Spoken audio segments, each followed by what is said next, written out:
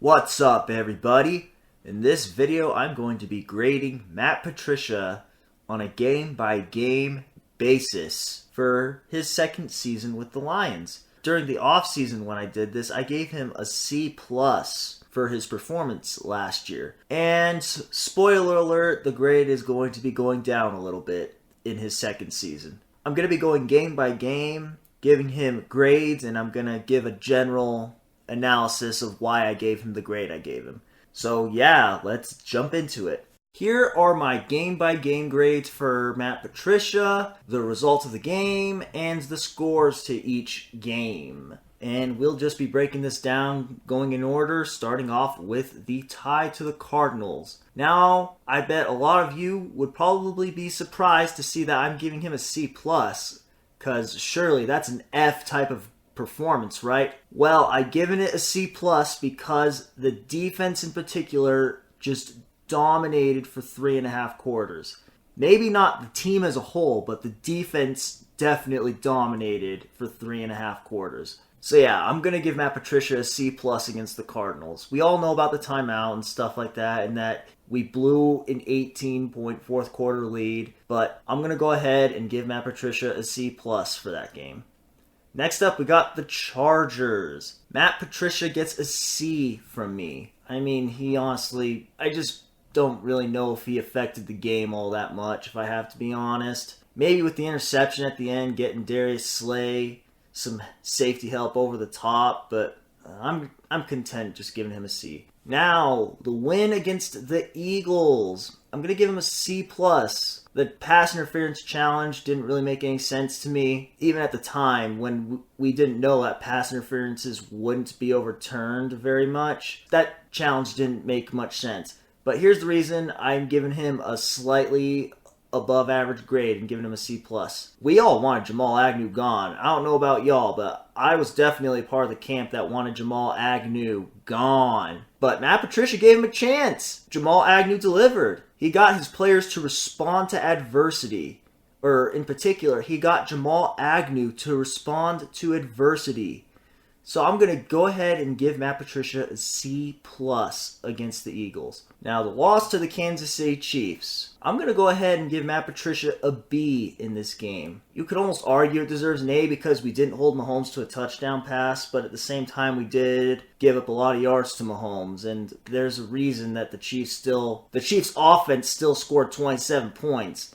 And I know it's the Chiefs, I know it's Patrick Mahomes, but there were other defenses that held the Chiefs to less points, even if you factor in the defensive touchdown that the Chiefs had. But Matt Patricia coached a pretty good game in this one, so I'm going to go ahead and give it a B. Next up, at the Packers, I'm giving him a D.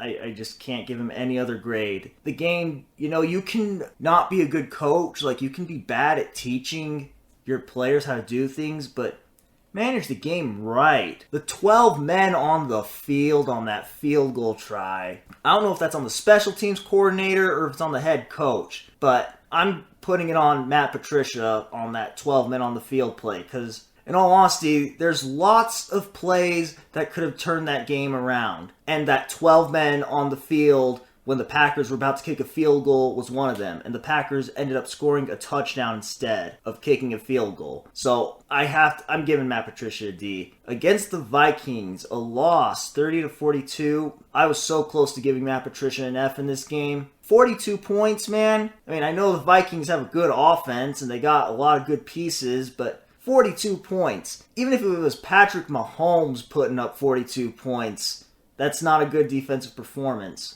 Yeah, I'm going to go ahead and give it a D-. Next up, we got the win versus the Giants. I don't really know how much Patricia really affected this game, honestly. I didn't really feel it. I mean, he did give the cue to Bevel, or at the very least he approved Bevel running that trick play, that little flea flicker, for the lack of a better word. So, I mean, I'll go ahead and give Matt Patricia a C+. Now, the loss to the Oakland Raiders. I'm going to go ahead and give Matt Patricia a C- in this game. The defense got destroyed as it had been getting destroyed for the past 2 games prior to it, to the Raiders game, but And I'm going to go ahead and give Matt Patricia a C- in that game. Now, against the Chicago Bears, a loss 13-20. The first game without Matthew Stafford that he coached. I'm going to go ahead and give Matt Patricia a D+. It just felt like this year for the Lions, if a team was struggling in a certain area, playing the Lions was a great way to get back on track. And that's what happened for Mitchell Trubisky in this game. He had one of his better games of the year against Matt Patricia's defense. I'm going to have to give him a D+. I know the offense didn't really do anything, only 13 points, but I think Matt Patricia could have done better. Now, against the Cowboys, this is the game where I officially give him an F in. It's not just that they let up 35 points. That punt, at least to me, is the most mind-boggling decision I have ever seen by a head coach. One of you viewers, please convince me, why did Matt Patricia punt the ball? The punt took the clock past the 2-minute warning, and the Lions only had 2 timeouts. I know it was 4th and over 20, but that punt, to this day, is the most mind-boggling head coaching decision I just may have ever seen. And that's why I'm giving Matt Patricia an F. Along with the defense getting absolutely shredded, Matt Patricia has to get an F from me in that game. That punt is just, oh man. I just don't even know what to say about that punt. I really don't. I don't know if any of you people will ever convince me that that was the right decision on that play. I know the announcers were saying it was the right decision, but I'm not buying it. I'm just not. Next up, we got the loss to the Redskins. I'm going to go ahead and give Matt Patricia a C. Just blah. I don't think he really affected the game too much, I didn't think, but whatever. Now, second matchup versus the Bears on Thanksgiving. A loss 20-24. I gave Matt Patricia a D-. Mitchell Trubisky had his best game of the season against this defense. I don't think Trubisky deserves to get as much hate as he does, personally. But I just hate when it feels like all these players are just having their best games of the season against us. The reason I didn't give him an F is because with the third-string quarterback, we only lost by 4 points. But Trubisky having his best game of the season against the Lions defense, it's just weird. Next up, at Minnesota, a loss 7-20. I don't even know what to say about this game. I don't think Patricia really had too much of an effect on it, at least not that I can think of, so whatever. Next up, versus the Buccaneers, a loss 17-38. I'm going to give Matt Patricia a C+ because the team did fight back and got the game to within 1 possession in the fourth quarter. So the team definitely didn't quit in that game. I'll give Matt Patricia that. Next up, at the Denver Broncos, 17-27. I mean, I don't know. Again, just another game that I didn't really feel Patricia affected too much, so that's why I gave him a C. And this is another game in which I don't remember how many games the announcers said that the Broncos had gone without a fourth quarter touchdown, but it was a lot of games. And what do you know? You come in against the Lions and you give up 2 fourth quarter touchdowns. That's just the way the season went for the Lions this year. But whatever. Versus the Packers, the final game of the season, a loss 20-23. Now, I'm surprisingly going to give Matt Patricia a B+ in this game. He absolutely had his players ready to play. I know the Packers were probably playing their worst game on offense of the season. Not because Matt Patricia was calling such a great game, but because the Packers were just playing that bad on offense. But Patricia did dial up some clever blitzes. He dialed up some clever defenses with stunts and stuff like that. So I'm going to go ahead and give Matt Patricia a B+, because that was his most clever game of the season. His most clever game plan, I guess. And along with having his 3-11-1 team as 12-point underdogs take a 12-3 team all the way down to the wire.